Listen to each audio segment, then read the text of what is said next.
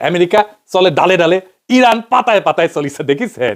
এই যুদ্ধ শুধু মিসাইলের যুদ্ধ না, এটা সিস্টেমের যুদ্ধ। একদিকে আছে একটা শক্তি যে ডলার দিয়ে দুনিয়া চালায়, নিয়ম বানায়, আর না মানলে সুইচ অফ করে দেয়। আর আরেকদিকে একটা রাষ্ট্র আসে যে সিস্টেমের ভেতরে থেকেও তার ফাঁক খুঁজে বের করে নেয়। তেল বন্ধ, অন্য পথে বিক্রি, ব্যাংক বন্ধ, বিকল্প লেনদেন, ডলার বন্ধ, নতুন সম্পদ, নতুন নেটওয়ার্ক। এটাই ইরানের আসল শক্তি, মিসাইল না, মানায় নেওয়ার ক্ষমতা। এখানে ভুল করে আমাদের মতো রাষ্ট্রগুলো, আমরা ভাবি কার সাথে থাকবো, জেতাপাতির সাথে থাকি।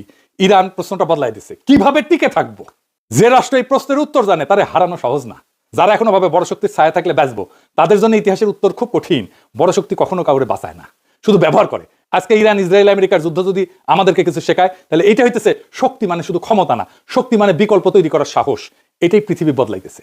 যারা সিস্টেম বানায় তারা একদিন এইরকম চ্যালেঞ্জের মুখে পড়ে, আর যারা সিস্টেম বুঝে তারা টিকে থাকে। প্রশ্ন হইল, আমরা কোন দলে থাকবো? আমেরিকার কাছে রেশন তেল কেনার জন্য আমরা পারমিশন চাইবো, বিএনপি রেজিমের মতো মাথা নিচু করে, দাসের মতো, নাকি ইরানের মতো মাথা উঁচু করে বাঁচতে শিখবো?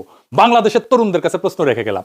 ইরানের অনেক সমস্যা আছে, অনেক কিছুই হয়তো নাই, কিন্তু রাষ্ট্র হিসেবে তাদের আজাদি আছে, আমাদের নাই, বাংলাদেশের নাই।